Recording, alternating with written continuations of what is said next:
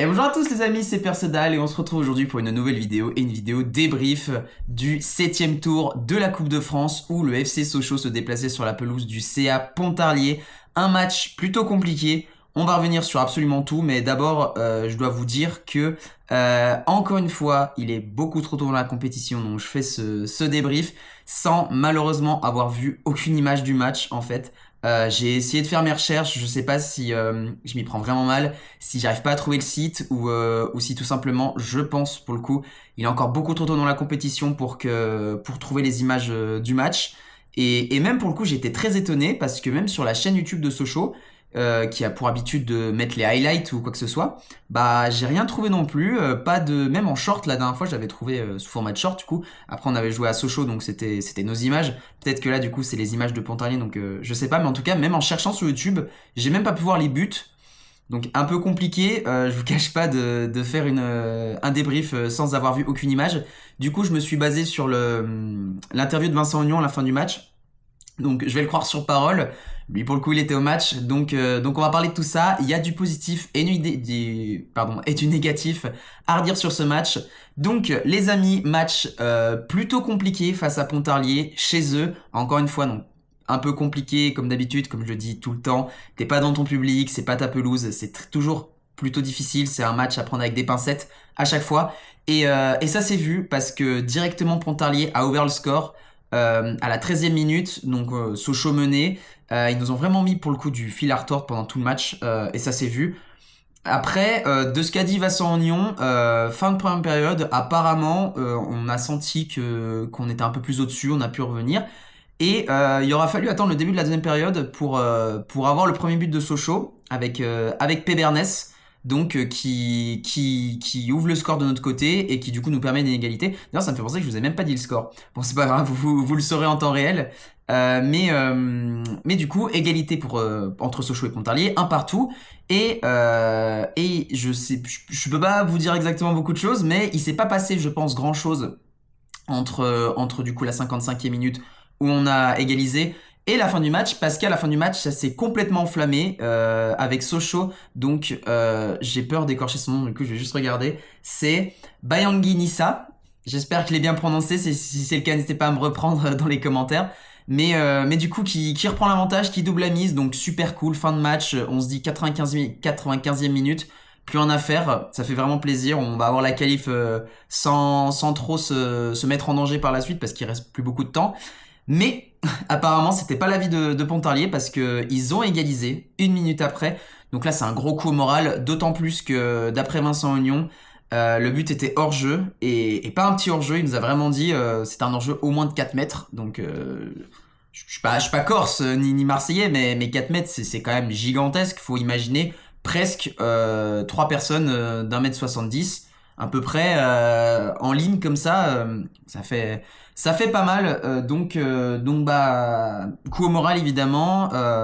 Après du coup le point positif c'est que bah malheureusement tir au but, mais le point positif dans tout ça c'est que on a réussi à garder le sang-froid, le moral. Donc franchement ça fait vraiment plaisir à voir une équipe qui arrive, parce que pour le coup vraiment c'est difficile.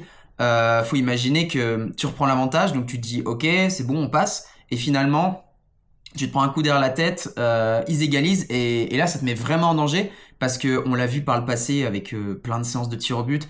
Moi celle qui me revient surtout en tête, et je pense c'est une qui peut revenir en tête de beaucoup de personnes, c'est bah, la finale de la Coupe du Monde 2022. À ce moment-là, quand on a été au penalty face à l'Argentine, pour moi c'était déjà mort dans la tête.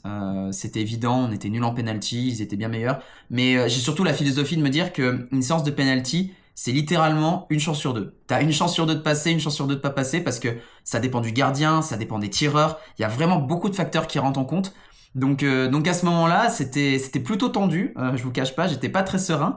Finalement, victoire de Sochaux sur le score de 6-5. Donc pas mal de tirs, pas mal de tirs. Je sais pas s'il y a eu plus de tirs, par exemple. Il faut toujours être supérieur. Donc si imaginons il y a 3-3 et que tous les autres de l'équipe font que de rater, ça continue de rater jusqu'à ce qu'il y en a un qui réussisse à marquer et qu'ensuite prenne l'avantage et après c'est la fin du tir au but. Donc je sais pas exactement combien il y a eu de tirs au but en tout, mais en tout cas, la chose est sûre, c'est que on a gagné, on a la victoire, donc ça fait plaisir, ça donne un peu de confiance, même si encore une fois, comme je l'ai dit, c'est un match très compliqué où on a un peu galéré. Ils nous ont vraiment mis la pression, ils ont vraiment mis Sochaux en difficulté. Pour le coup, Vincent Aignan a bien souligné ce facteur qu'ils ont été très présents. Il les a même beaucoup félicités à la fin du match parce qu'il nous a vraiment poussé dans nos derniers tranchements. Donc pas évident. Donc encore une fois, bravo à Pontarlier pour le match qu'ils ont fait. Mais du coup, pour le coup, je trouve, ça va nous apporter pas mal de confiance, pas mal même de souder l'équipe parce que une victoire aussi difficile que ça, au tir au but, à la fin du match, certes, ça a été dans la douleur encore une fois qu'on a chopé une victoire. Mais en attendant, c'est surtout une grosse victoire qui nous permet une qualification pour le prochain tour. Donc ça, c'est cool. Et surtout, ça nous permet une belle victoire pour le prochain match qui va arriver parce que, comme je vous l'ai déjà dit, le prochain match va réellement être capital parce qu'on va jouer face au DFCO pour le prochain match national. Donc faut pas se rater là, honnêtement. On veut la victoire, il nous faut absolument des points, il faut qu'on repasse devant eux parce que on est 2 points derrière eux, on est 3e et eux ils sont 2e, donc on aurait l'occasion de mettre une toute petite distance, c'est qu'un point, mais pouvoir repasser devant les 2e et s'installer plus sur cette 2e place qu'est la nôtre. Donc vraiment il faut une bonne performance pour le prochain match et cette victoire, je pense, va, si c'est le cas, si ça arrive bien sûr, va beaucoup nous y aider parce que c'est une belle victoire. On accède au prochain tour de la Coupe de France. J'espère très sincèrement que bientôt on pourra voir les matchs parce que c'est embêtant d'écrire une vidéo et de pas avoir les images. On doit un peu regarder les statistiques, tout ça. Ça me force à faire d'autres choses que d'habitude, mais c'est plutôt compliqué. Donc j'espère pouvoir voir, et même pour le spectacle, là je vous parle de buts, je les imagine dans ma tête mais je les ai pas vus. Donc pour le coup, c'est pas facile. Donc j'espère que le prochain match sera diffusé. Je pense pas, je pense vraiment que ce sera quand les grosses écuries arriveront en compétition, je pense au PSG, à l'OL ou même Marseille, commenceront à jouer, là peut-être que ce sera diffusé, mais je pense que le prochain match le sera pas non plus. Donc on fera avec, c'est pas grave. Mais en tout cas, comme je l'ai dit les gars, j'espère absolument que le prochain match, on chope une victoire parce que absolument ça ferait vraiment, vraiment du bien. On joue à domicile, donc excellente nouvelle. Et on espère juste qu'il va y avoir du spectacle et surtout une belle victoire de Sochaux à la fin et qu'on batte Dijon, c'est le plus important. Du coup les amis, pour finir cette vidéo, victoire de Sochaux, on se qualifie pour le prochain tour, ça fait vraiment plaisir. Je sais pas contre qui on jouera, mais on espère bien sûr continuer dans cette compétition et pouvoir continuer à faire rêver le peuple sochalien, c'est le plus important.